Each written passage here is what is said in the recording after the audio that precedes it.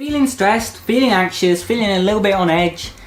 Do you want to know how you can remain calm? Well, don't worry, because I've got 3 tips for you coming up right now. Tip number 1 is to control and slow down your breathing.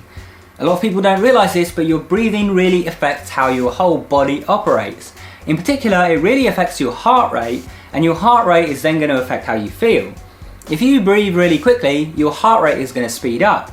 Your heart is going to start pounding in your chest, and you're going to start to feel more agitated, more jittery, and more anxious. If, on the other hand, you take nice deep breaths, you breathe slowly, your heart rate is actually going to slow down, you're going to feel more relaxed, and you're going to feel more calm. So when you start to feel anxious, or before you're feeling anxious if you want to ensure that you don't, try to control your breathing. Now, this isn't just going to, eliminate all panic, eliminate all worry or anything like that, but it will certainly set you up right to feel much calmer. Tip number 2 is to make yourself laugh or find some humor in the situation. Now, there are lots of ways to do this. You can just go and watch some stand-up comedy on YouTube. Or if you're out of the house somewhere where you don't have access to, comedy on the go, then try to find your own humor in the situation. One thing I like to do is if I'm overwhelmingly anxious in some situation and I'm out and about, then I try to imagine how someone else would see it and how hilarious the situation would look to someone who doesn't have anxiety. And sometimes when I just imagine their reaction and the way that they'd laugh at it, it kind of makes me laugh and realise how silly the whole thing is. But once you start laughing, you kind of become more open, and openness is almost the opposite of anxiety. When you're anxious, when you're stressed and all of this, you kind of close up. You kind of put up your defences and try to hide from everything.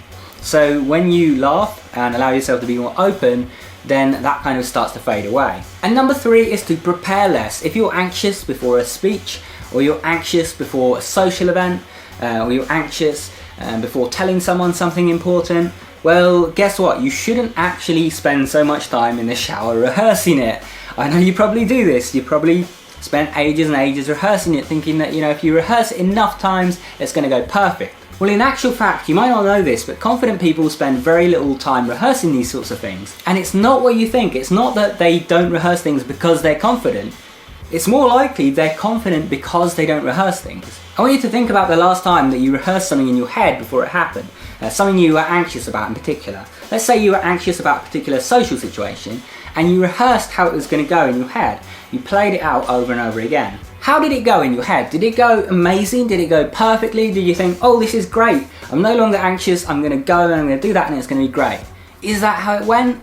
Or did it go more like you playing out every single worst possible case scenario and going, oh god, this is going to be horrible, I better not do it? Because if it's the latter, then obviously rehearsing things in advance, preparing in advance isn't helping you, it's actually making you feel worse. So instead, try the opposite. Try to not plan for these things. Try to go in there, with just some basic ideas of what you're going to do. If you're going to say something to someone, just know what you're going to say, but you don't have to actually plan it out or anything. Just know what you want to tell them.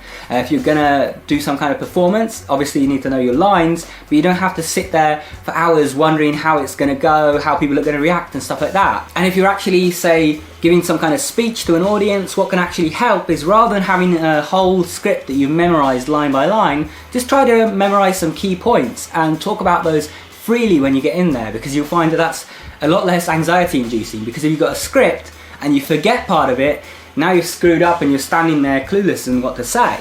But if you just know some key points you're going to talk about, then you can just kind of waffle on about those points because you already know what those points mean. You don't have to know some exact lines to explain them. I hope you've enjoyed this video, and if you'd like to learn more about staying calm, about dealing with anxiety, dealing with stress, stuff like that, I have more videos available on my channel, so check those out. I also have a whole self-improvement course that's 30 lessons long and has several hours of content teaching you to set goals, to deal with fear, to overcome obstacles in your way, and to achieve your dreams, basically. And you can find the entire course and more about it in the top right hand corner or down in the description below. Make sure to subscribe for more videos like this and enable notifications so you can actually see them when they come out. If you want to support the channel, check out my Patreon page. And if you want to keep watching, pick one of the videos on screen, go watch that, and I'll see you soon. Take care.